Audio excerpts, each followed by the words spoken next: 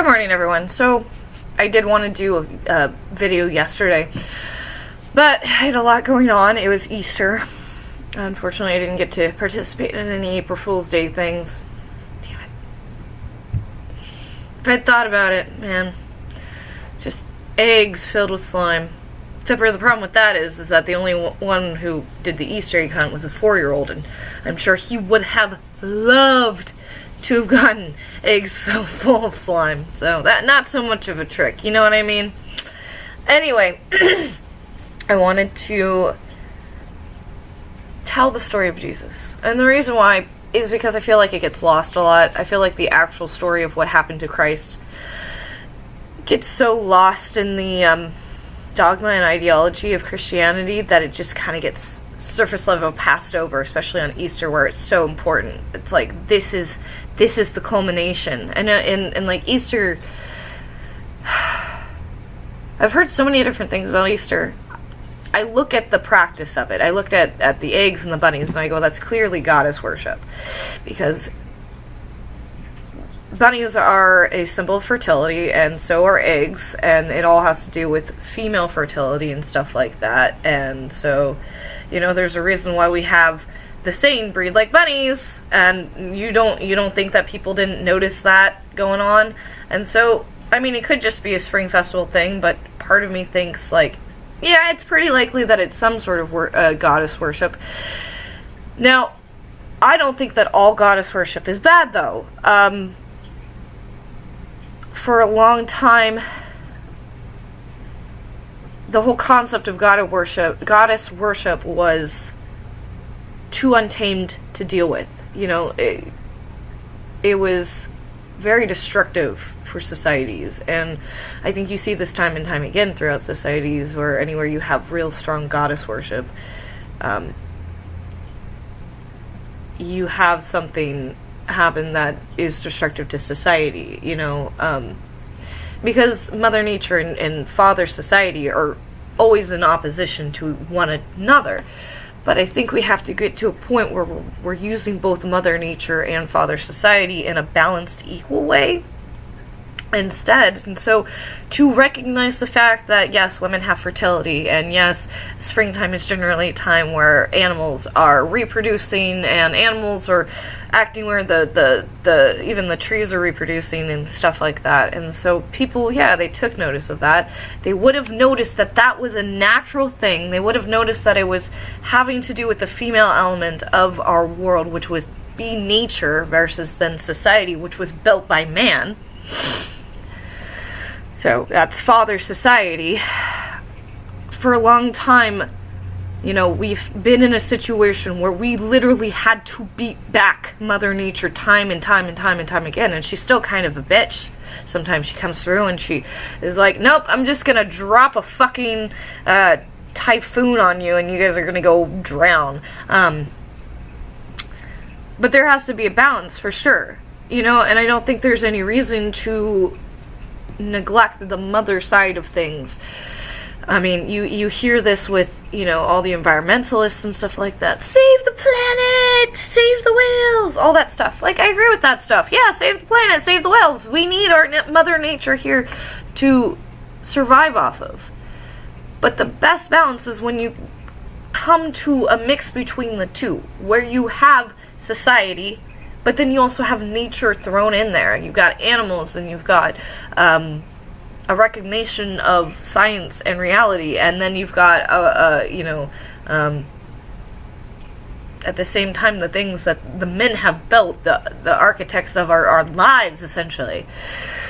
And so, yeah, the Christian religion and the Judaistic religions were really focused on patriarchy, because that's what keeps us safe.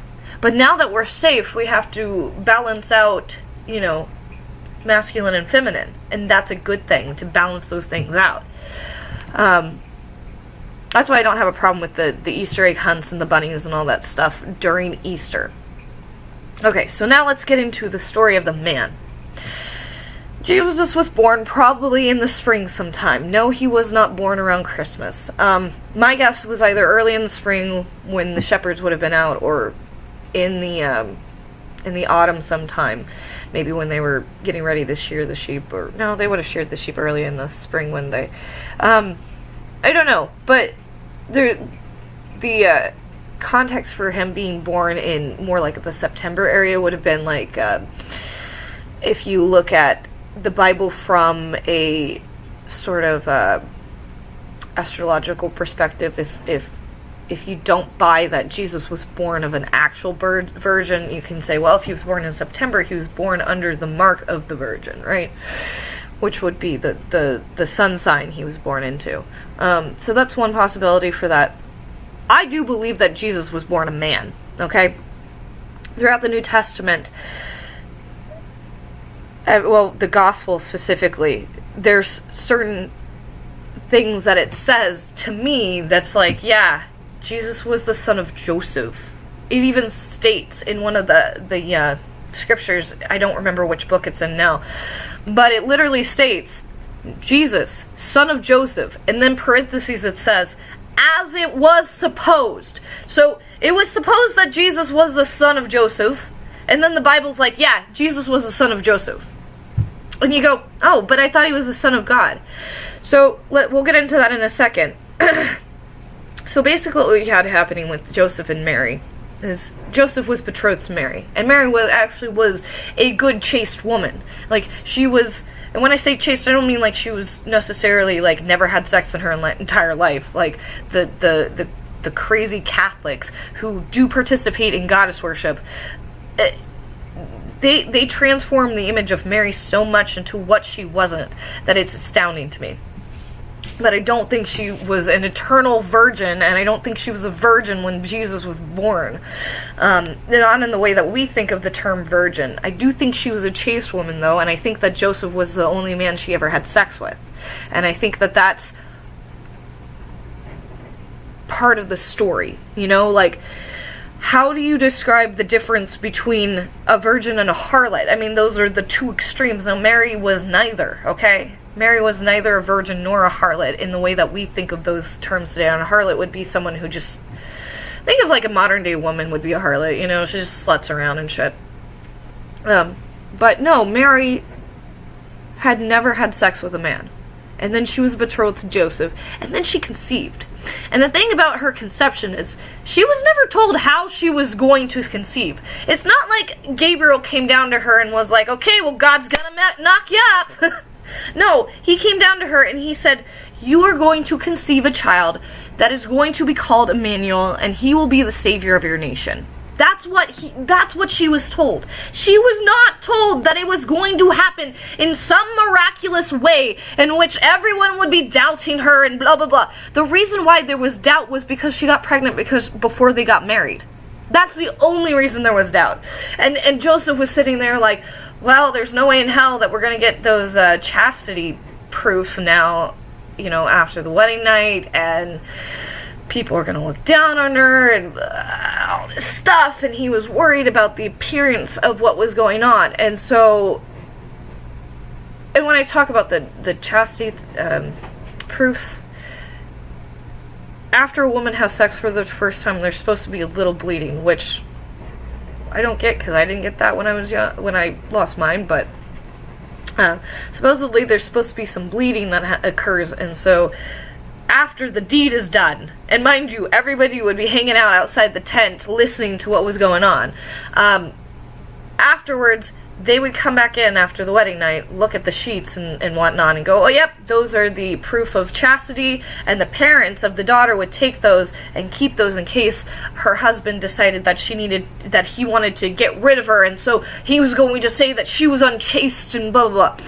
And so it was really important to have those proofs to protect the woman from potential divorce from the man, in case he was like, well, she didn't give me a fucking son, I'm gonna divorce her and get a new wife. Like that. Like, no, if that's what he was claiming, the parents could come in with proof of, no, she was a virgin when you married her. She's the only one, you're the only one she slept with. But in the case of Mary, that was not going to happen. Okay? Like, Joseph had taken her virginity already. It just was not going to occur that she was going to manage to get those proofs of chastity, you know? And so he was real worried about this. And his thought process was, well, this is so embarrassing to her. I'm going to send her away to have the baby so that she doesn't have to bear the brunt of the embarrassment. He was never going to abandon her, if that makes sense. Or if he was, it wasn't for the reasons you think. It's not like he was going to abandon her because he thought she got pregnant with another man's child. He knew it was his child the entire time. Like, there's no way he didn't. And so he's sitting there having a dream late at night, and God comes to him and says, Joseph, what the fuck are you doing? Like, what the fuck are you doing? Mary had sex with you. This child was conceived by the Holy Spirit in love between the two of you, you know? Like, and it doesn't go explicitly in that, but it does say to Joseph, the child was conceived by the Holy Spirit. You need to protect this thing, you know? Like, there's no shame in marrying the mother, considering where the child came from. And so, I almost think that this is why you get a lot of the shotgun wedding culture in Christianity, is because it's like, well, you two got pregnant, but guess what? There's no shame in you two getting married and taking care of this kid, so why don't we just do that instead of you guys running off and destroying this child's life? And so, instead of sending her away, Joseph married her quietly. He didn't make a big fuss of it, because he knew it was embarrassing, but he also didn't turn her away, and he did marry her, you know? And then God came to Joseph again, and he said to him, you gotta take the kid and get out of here. You gotta go to Egypt. And I think this might have happened for a couple reasons. One reason was there supposedly was another slaughter of the innocents that occurred when Jesus was a child. Okay, so around 1 or 2 years old, these magi, or these wise men, came by, and they're like, hey, we want to see the new king that was born, because of all these star alignments in the sky and stuff. We're like, this should be about the time that the baby's born, within a year or two, you know? Like, because imagine if you're far off, and, by the way, magi was, like a Persian magician, sort of a priest-type person who would have looked up at the stars and been kind of astrologer and stuff like that. And so they came seeking a new king, based off of the astrology and stuff that they saw in the stars, and I could get more into that, but it's not really relevant to his life. Upon hearing this, apparently the king at the time, King Herod, was sent down a decree to kill all the young male babies under 2 years old, which sounds a lot like what happened in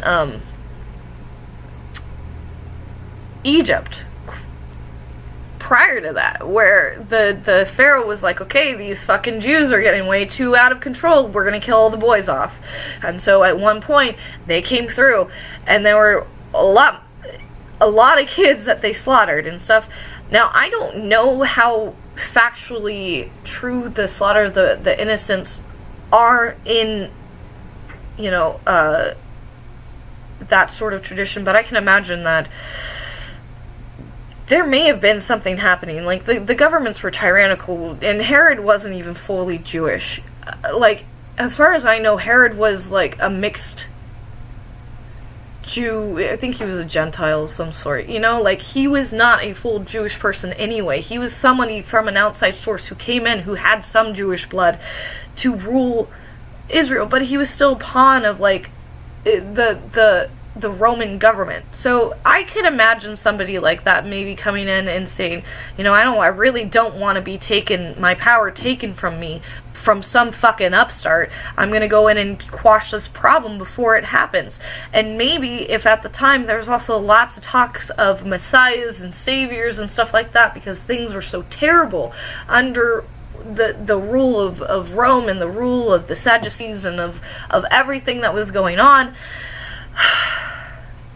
you can see why people wanted a savior. And if you think if they think that the savior's going to be in a certain generation, fucking kill off that generation. Let's not deal with the savior. And so Joseph followed the word of God and went down to Egypt to protect his son and his wife from danger. They stayed down there for a while. The second reason I believe that probably happened was, my guess is that if they went to Egypt, they didn't go to, like, metropolitan Egypt. They probably went to the countryside. They probably did, you know, work that would have been of a low-class person, you know, just trying to survive. You know, he probably spent time with you know, lots of craftsmen and lots of shepherds and stuff like that. Like, those sorts of things were, like, ingrained in him. And so you just have to imagine what his life might have been like between the ages of, like, 2 and 12, right? And so he probably spent a lot of time with his dad. He's probably spent a lot of time working with his father. And then around 12, you get a story of him in Jerusalem. And he's, like, 12 years old, and he's laying out the scriptures for these rabbis who don't understand the scriptures because they've never worked hard with their hands. And so part of Jesus was that he was a hard worker. He used his hands. He was a carpenter. The reason why it's important that he was a carpenter is not because there's anything special about carpentry. It's because that was gross, sorry.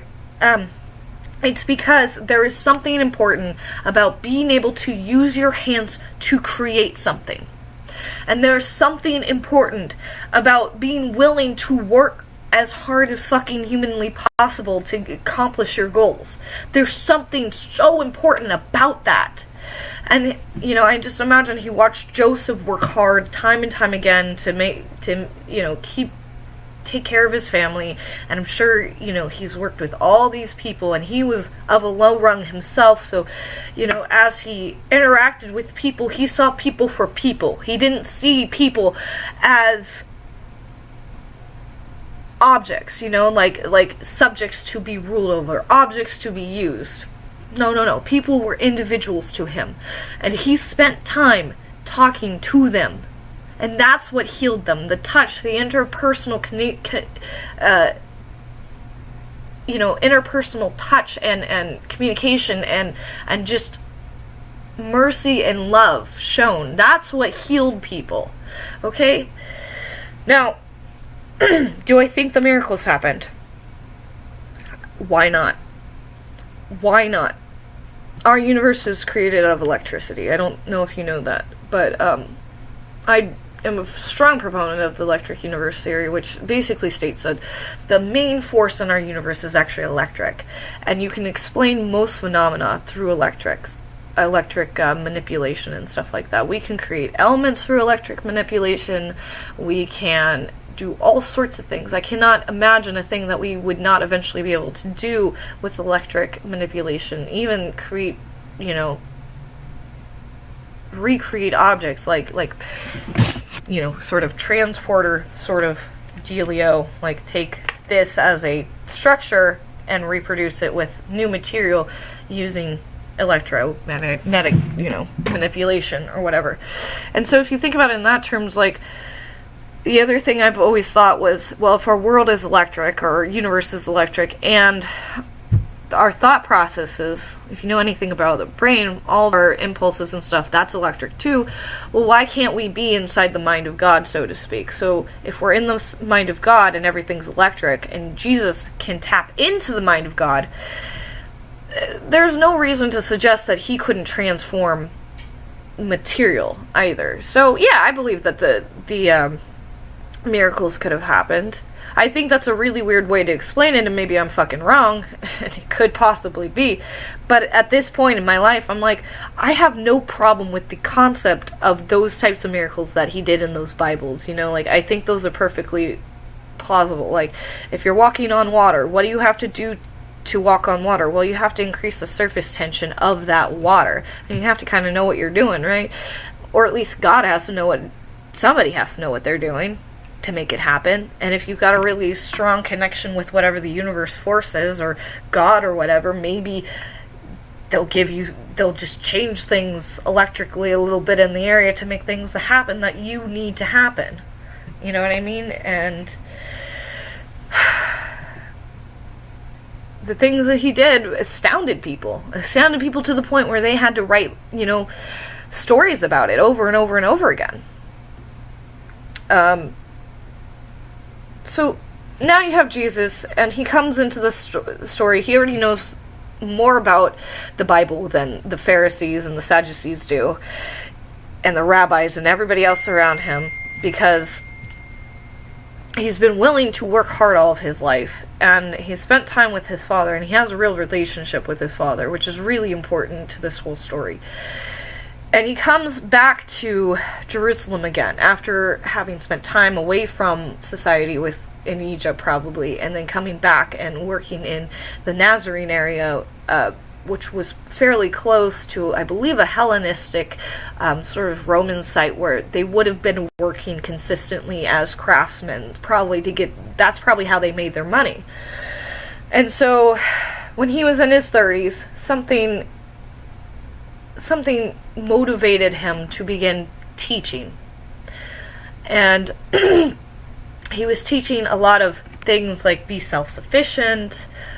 These are the true stories of God. This is the true nature of faith.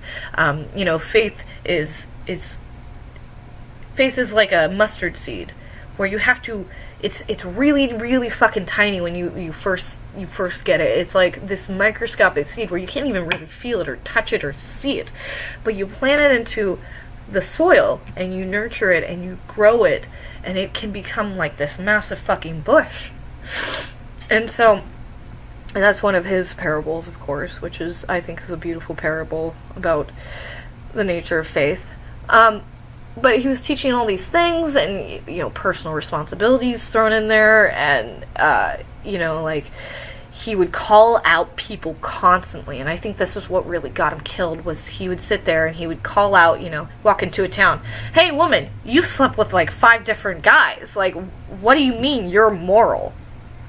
You're judging me, but you've got, 10 guys at your house right now ready to gangbang you?"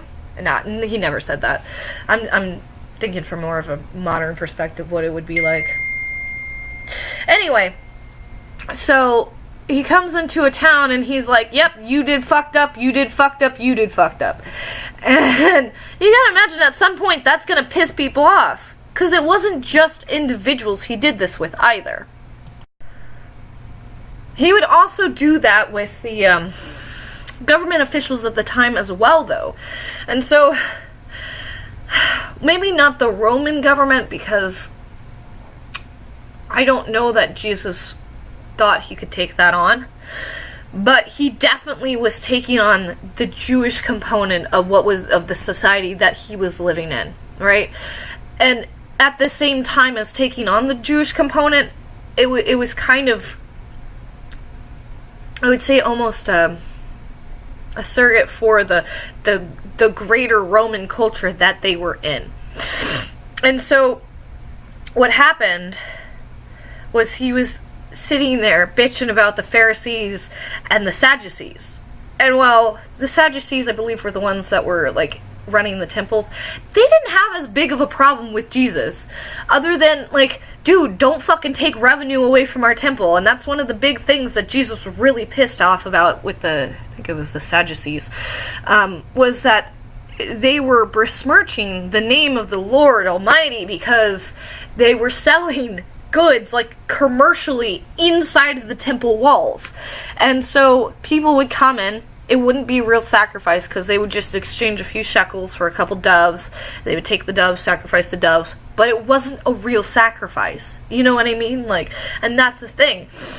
The Lord God Almighty wants real sacrifice from you. He does not want your fucking pity-ass shit. He doesn't want your incense. He doesn't want your flame offerings. He doesn't want any of that shit. He wants real sacrifice from you.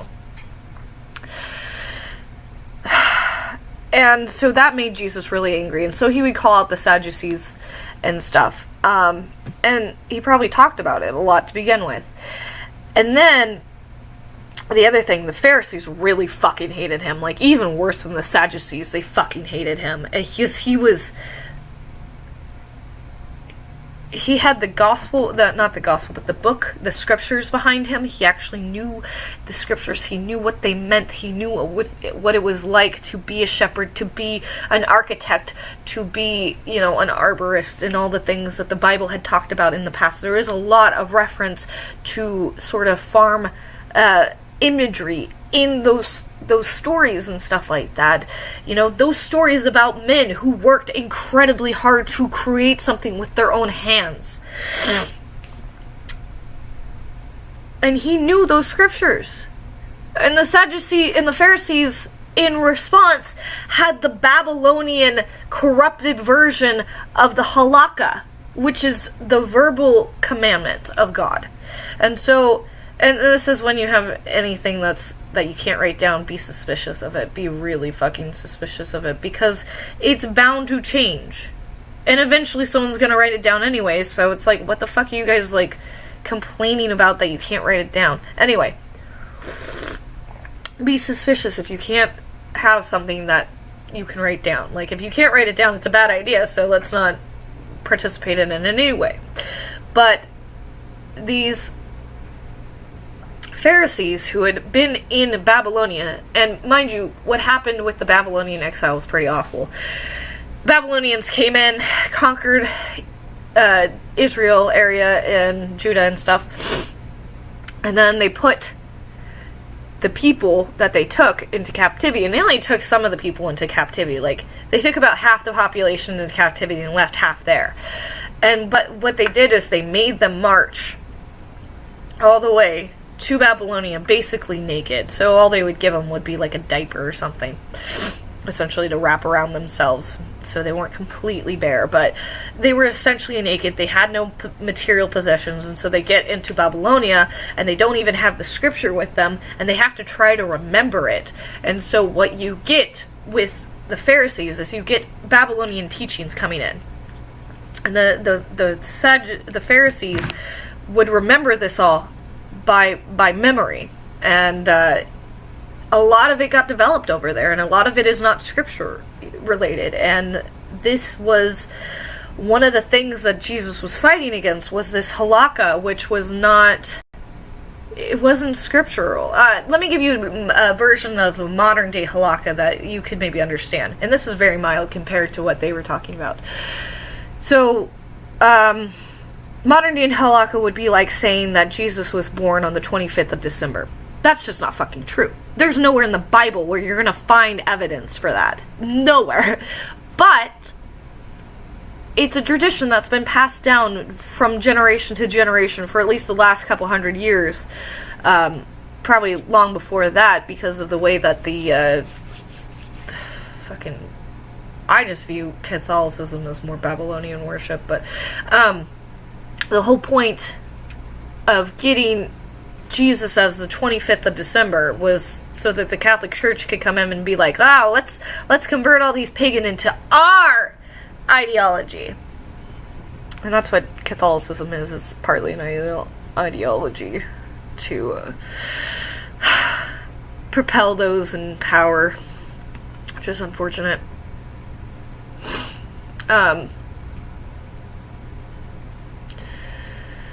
So that would be modern day version of Halacha, and it would be like a modern day Christian going like, dude, why are we celebrating his birth on Christmas? No, I want to celebrate it in September or something like that, because that's when I feel like Jesus' birthday is, or whatever. And so, there's more evidence that he was born earlier in the year rather than later in the year, so there you go. Like, the shepherds just wouldn't have been out with their flocks at, December. It was dark, it was cold, if anything, they would have had them, huddled up together close to wherever their hovel was, you would not have had your lambs out to pasture, your sheep out to pasture that day, during that time. And so he was fighting multiple groups of people. For the most part, with the Romans, I don't think he was trying to cause problems with, because that would have meant immediate death. You speak out against Rome, that's immediate death. And so he didn't speak out against Rome, unless, in fact, he said, render unto Caesar what is Caesar's. So if you have a tax collector coming by and he says you need to give me your money for Rome, well, just do it. It's not worth the fight, because that's a battle you can't win. And there's no reason to sacrifice yourself in a meaningless way. And some people fight battles that aren't going to get them anywhere in the long run, or society anywhere in the long run. You have to pick your battles, you know? Like, is this something that you really want to fight? Like, who's gonna back you up? What's gonna be the end result? If the end result is just you being dead and them getting your money anyway, don't do it. Just give them the money. It's not worth it. If nothing's gonna be accomplished, don't fucking do it. And so they had all these traditions and stories and stuff, and a lot of it was probably goddess worship, and it was all twisted, and it didn't make sense, and it was illogical. Just think of, like, modern SJWism. You know, Jesus was basically fighting against his version of the SJWs. And so they found him very offensive. They found him very rude. They really fucking hated him because he was taking followers and people away from them, and he was speaking real truth and real honest to God facts and things like that, and he had real power. The final thing that happened before he died. Now, I'm a little fuzzy on this because, you know, the gospel was written by eyewitness accounts, okay? And there were zealots in his group of people. For instance, Judas Iscariot was for sure a zealot. He was a zealot 100%. He wanted to start, like, a revolution against the government and stuff like that. That's what the zealots wanted. They wanted to come in. They wanted to be very physically violent. But I don't think Jesus himself was a zealot, the way that the gospel played out. He comes into the temple at one point, and he's really pissed off about the money changing tables, right? And so he gets really righteously mad about it, and he flips them over. And he's very loud and angry and stuff. After that point, that's when shit went down.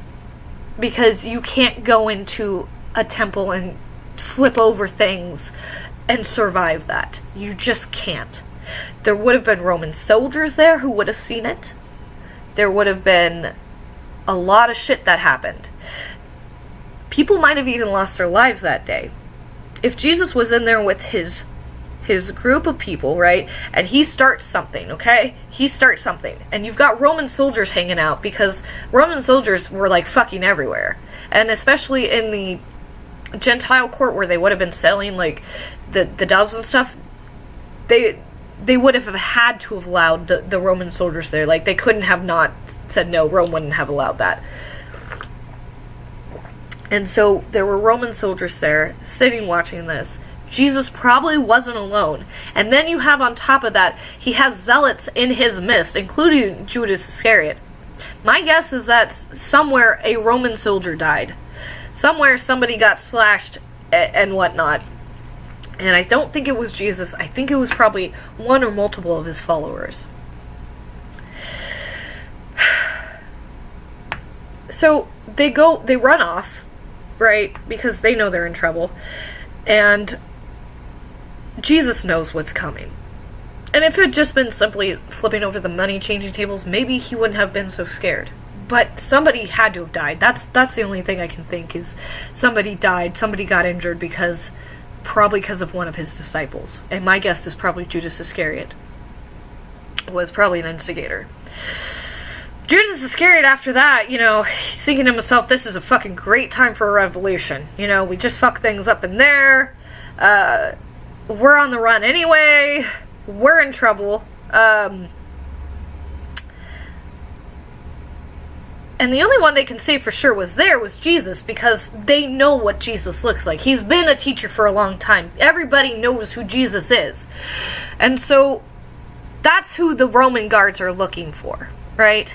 And Judas Iscariot is I think at the time was probably really wanting a revolution and a rebellion and fight and all this stuff. And you can see that probably some of his other disciples felt the same way. They didn't understand what was, even them, they didn't understand what was going on at the time. And so Judas, in order to try to force Jesus into starting this rebellion, he goes, okay, well, I'm going to go tell the Roman soldiers where he is and get my 30 shekels of gold. And I don't think it was about the 30 shekels of gold. I think that was just a reward that the soldiers had to give him. He wanted the rebellion. He didn't want Jesus' death. He thought that Jesus would, when faced with death, would come to his full glory and power and rain down destruction upon the Romans and just kill them completely. And that's not what Jesus did. No. Jesus let himself be taken, which was astounding to the rest of them. You know, the rest of them were ready for a fight. Even one of them even cut off one of the Roman soldiers' ears. And Jesus was like, stop it, you asshole. And then he, like, healed the guy's ear, you know? And, you know, he knew it was coming. And the only thing I can think of why he knew for sure that it was coming was because he had to have known what, like, there had to have been more than him just flipping over the changing tables, you know, the money changing tables and stuff. Like, there had to have been more to it than that, you know, because, and the only thing I can think of is that he was taking responsibility for somebody else's actions at that point in time. Like, he's like, these are my flock, right? I'm leading these people. I didn't do a good enough job. They're acting violent in, you know, situation. I myself got out of control. Maybe righteously so. But now I have to take the responsibility for my actions and for everybody else's actions. And so he allowed himself to be crucified. You have to understand that. Like, he could have run. He could have run away to Egypt. He had plenty of time to get the fuck out of Jerusalem at the time. They sat and they had a Passover dinner. They sat there for hours. I mean, they rented out a space and they sat there and they had a meal together for literally hours and hours together. And it wasn't until afterwards when, you know, he allowed Judas to go off and betray him that's when they came to get him. He had the time to escape. He had the time to leave. They weren't really sure who Jesus was. They just knew he was there because other people had said he was, right? And so when they came to get him, he was out there praying in the Garden of Gethsemane, you know, saying to God, you know, like, I know what's fucking coming. These assholes did this to me. Which I'm sure he didn't, like, wasn't all bitter about and stuff because he was Christ, but, you know, like, I know what's coming. Like, if I can make this go away, like, if you can make this pass to someone else, if you can make this go away, if this doesn't have to happen, I would really like that. But if you really need me to do this, I'm here to do this. And that was the last decision he made to God, was to tell God that he was willing to make the sacrifice, the ultimate sacrifice. And so he goes off and he goes to trial, and, you know, they put him before the Sadducees and the Pharisees, who are basically like, go fuck yourself, you're going to, we want you dead, we want you gone, you're too much a fucking hassle. And then, you know, they come across Pilate, and Pilate's the one who really has to okay things, and he must have known a little bit more about what was going on, and he's just like, well, this guy didn't actually do anything wrong. Like, he wasn't the one who caused, you know, all the strife and mischief and stuff. He's just a teacher who, I think, seems to be pretty red-pilled, and I don't think he used that terminology, but you get the point. And essentially Pilate goes, well, this is a really good guy. Like, you should not be wanting to hurt this guy, and so I'm going to wash my hands of this. This is not something I'm responsible for. If you want to kill him, you guys can kill him. And so then Jesus was taken. He was mocked. His clothes were bartered for because the Romans were really cruel people, like it was a callous society. And so this man who had done nothing wrong, he was taken, he was beaten, his clothes were taken from him and bartered over between two Roman soldiers. I don't think you know how bad the beating was either. Like, Roman crucifixion at the time was horrible. They would take straps of leather and embed them with nails and pieces of bone and lead balls, and just, it would really, really rip you up to the point where your veins were showing, your muscles were showing, his back would have been completely bloodied and just, oh, god awful, just so much suffering.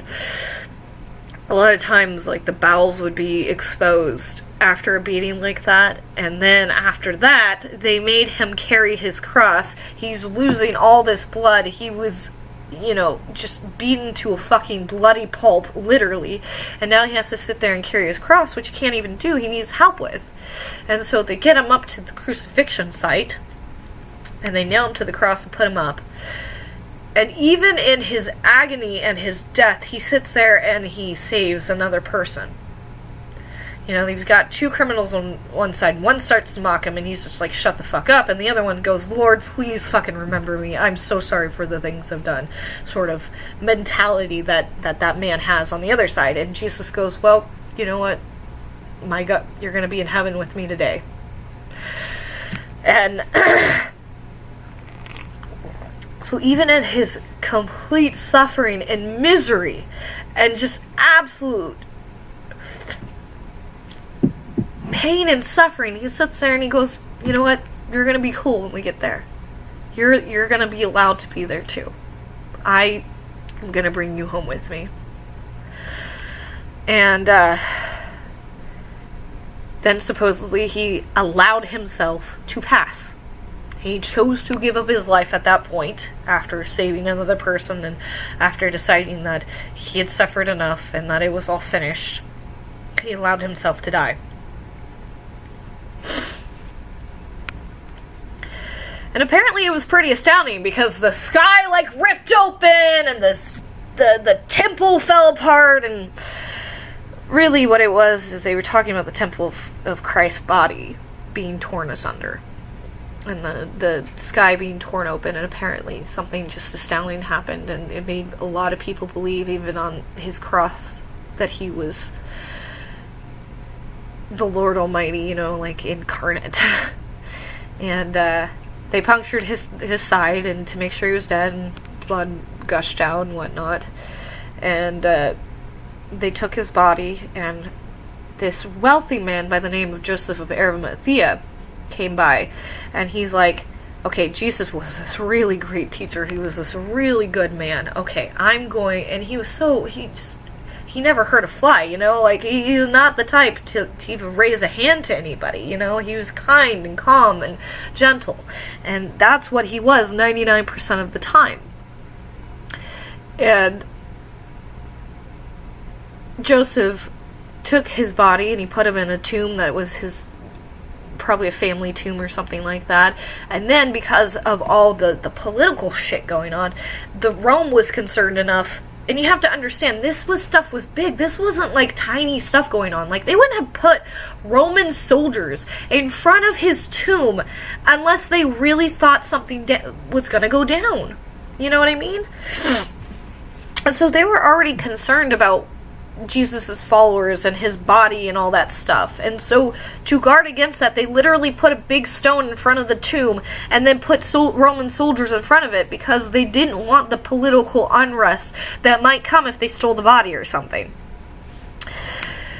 And so there's all these safeguards about it and stuff, and then you literally have the weakest of the weak coming to deal with the body, give it the proper burial rites, right? Because they couldn't touch it during the Sabbath, and so they had to let it rest on the Sabbath. And so they come on Sunday the next day, and they are astonished because the stone is rolled away. There's no Roman guards, and I'm assuming there's no blood. blood either. There might have been an angel there, I can't remember. But, and all his clothes were folded up in the tomb. Now, did he rise from the dead?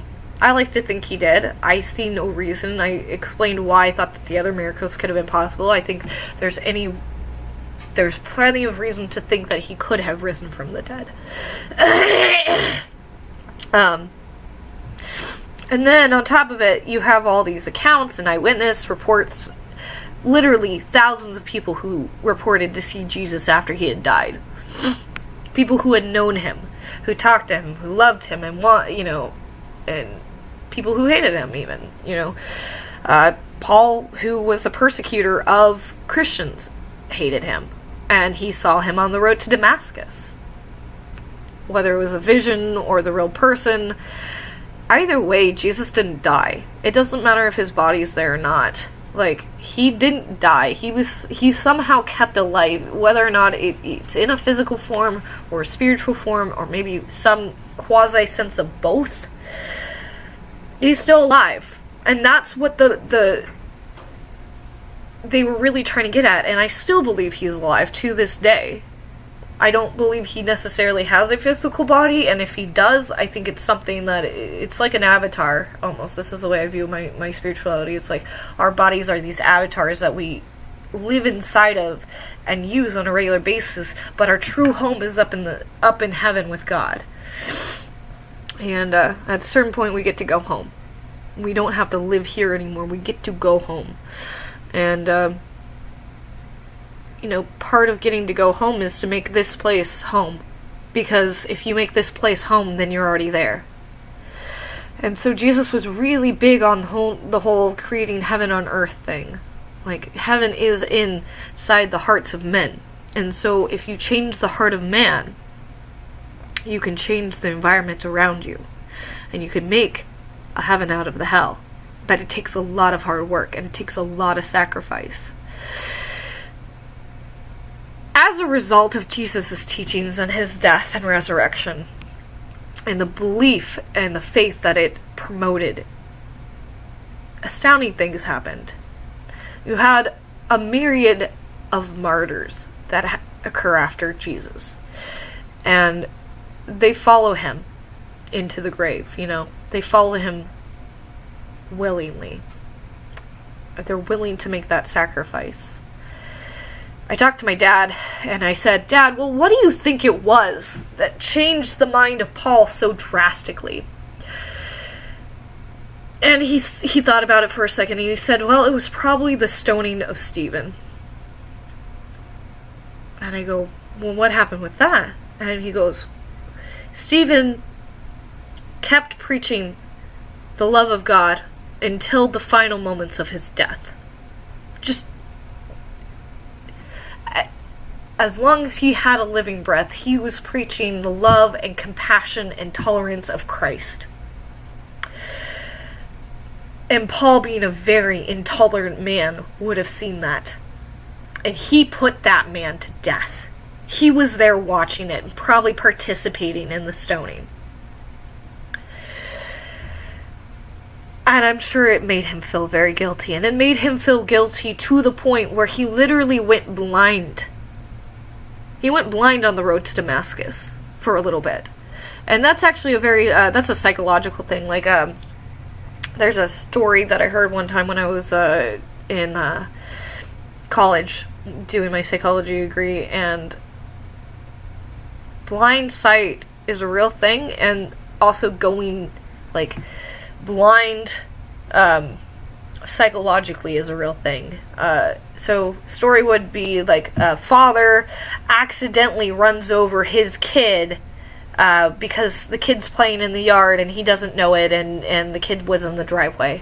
And so the tragedy and the grief of that made that particular gentleman go blind. Not physically blind, but psychologically blind.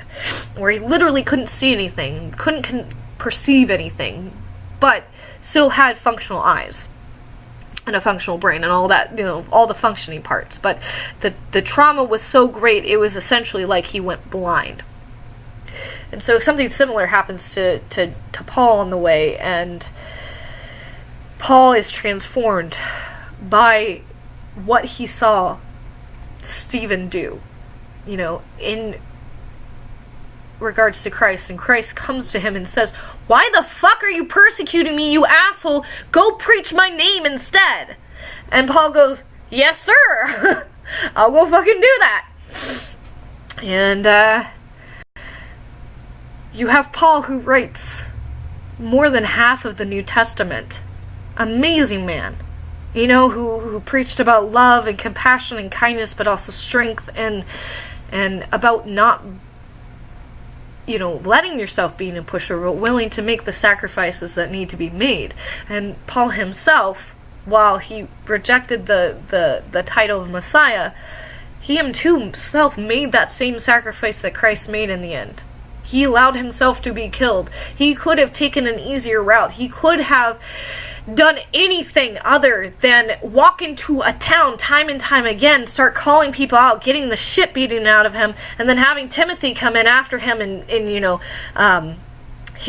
helping him heal and taking care of him afterwards, all his bruises and broken bones and whatnot, and then preaching some more to the people who actually want to listen to him. Because this is the way Paul worked. He'd come in, he'd be like, "You motherfuckers are wicked and awful, and here's the reason why." And that's really what they hated, was hearing the reason why they were awful and fucked up. Because that's really what people don't want to hear. They don't want to hear how they are actually terrible, because then they might actually have to do something about it. And he would come in and start going, "You are doing this wrong, this wrong, this wrong, this wrong, this wrong." And they would beat the shit out of him, and then all the other people who were like, "Yeah, they were doing that shit wrong. What do you have to say, Paul?"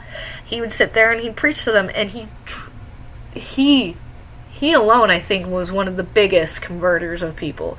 And then you have all these stories about the Christian martyrs and stuff. It was revolutionary in a way that Judas Iscariot couldn't even imagine.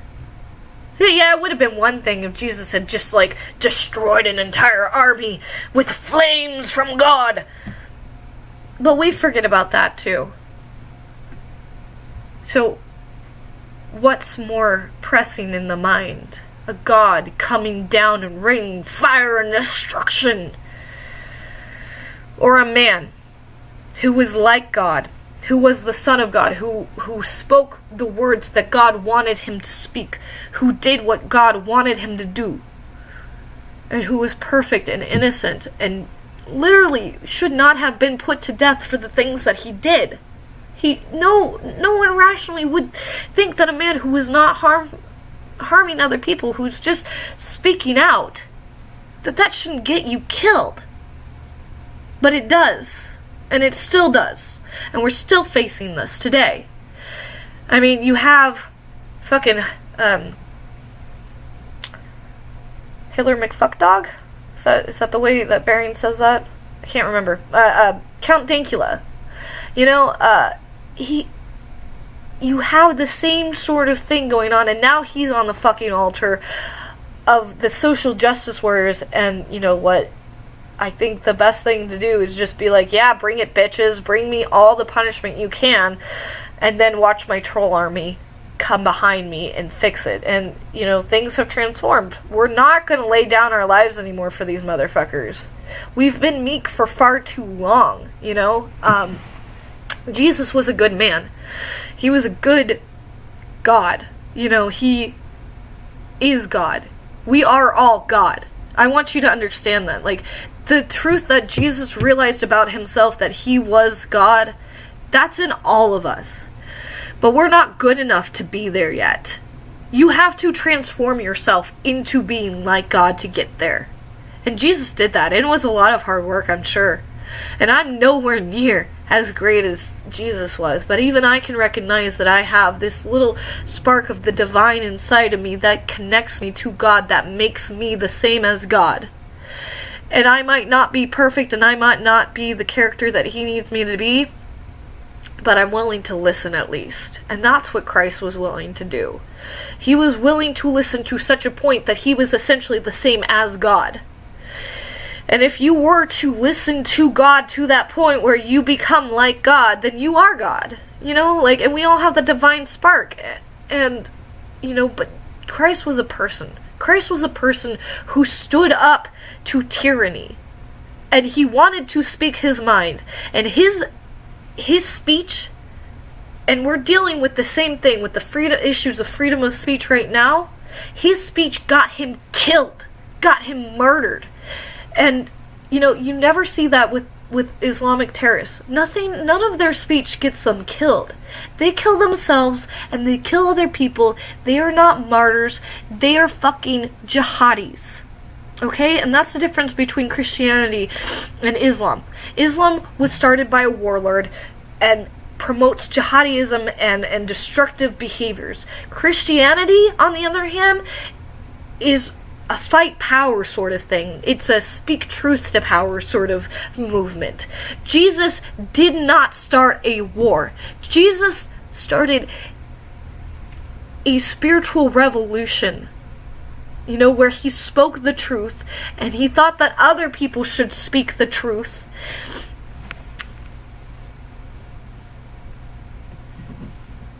I find Jordan Peterson to be a person very much like Jesus in the way that he is able to understand, like, the scriptures and stuff like that, and he's spent a lot of time on it. I wouldn't call him a god like Christ, because he's not going to make the same sorts of sacrifices as Christ had to make, and he's not going to produce the same miracles, and, you know, Jordan Peterson is only a man.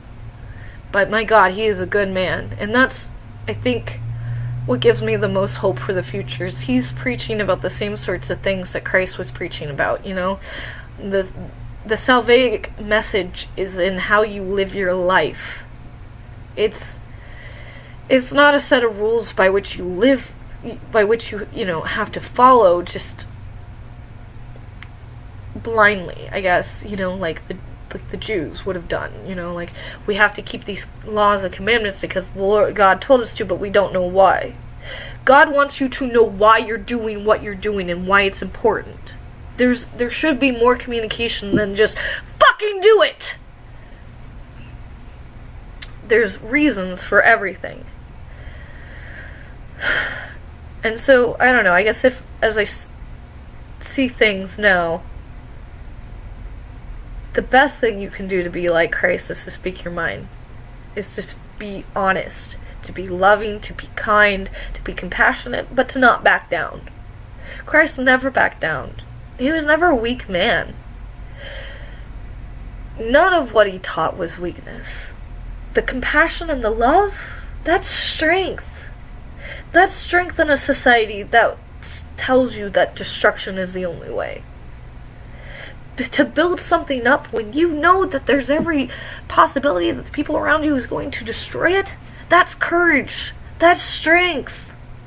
Do you get that?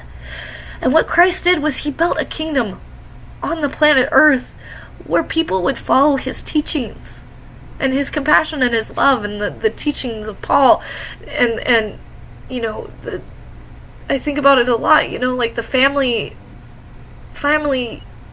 imagery is very important to Christianity because that's where Christ came from. He came from a good family with a mother and father who loved him and took care of him and raised him and taught him responsibility and to take care of himself and to love other people and view them as people and not as cattle.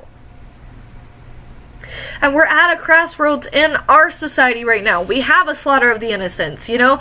We've got millions of babies being aborted right now.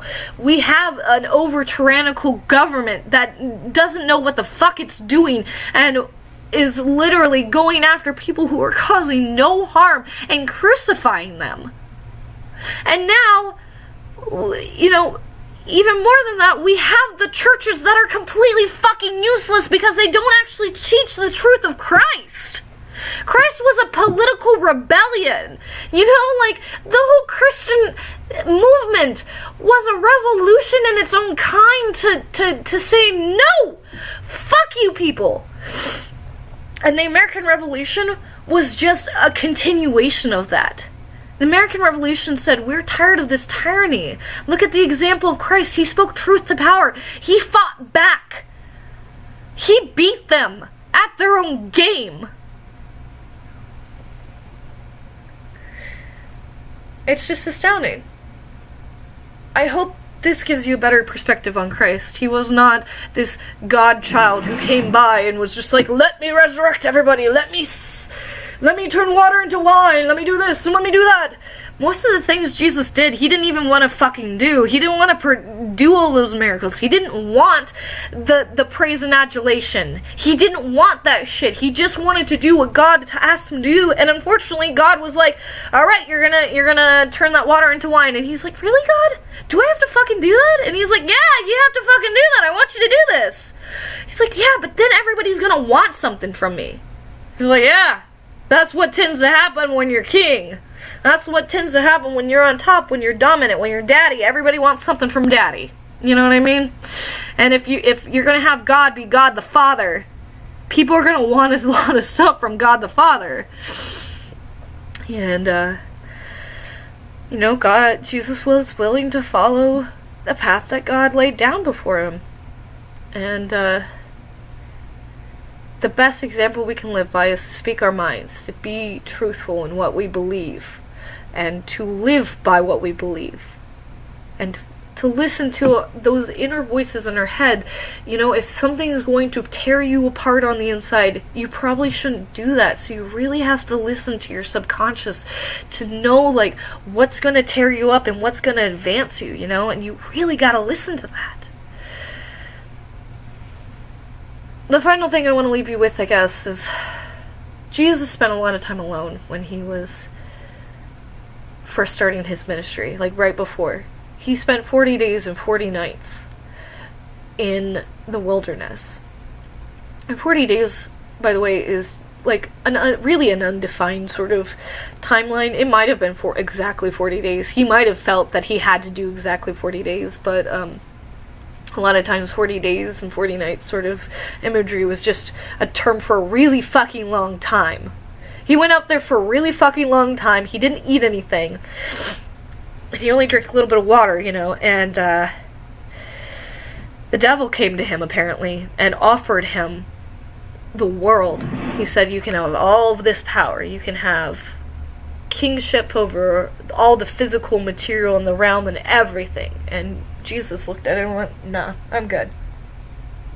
I don't want that responsibility. I don't want the power. I don't want any of that shit. That's not where I'm at. That's not what I want. I don't want to be in control and a tyrannical dictator like the rest of these motherfuckers. And so he said no.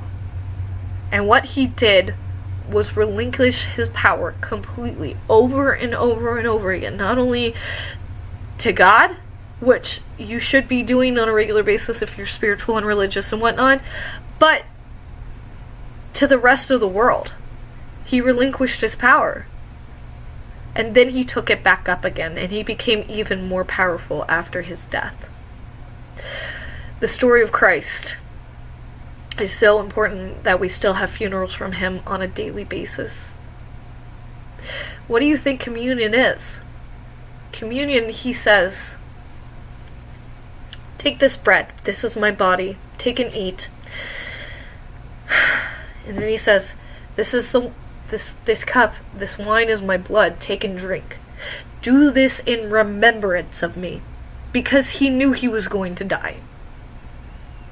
And so, when you go to church and you take communion, you're participating in his funeral rites. I just hope you know that every time you take communion, you should be grieving for the Christ that was lost, and then rejoicing in the Christ that was reborn.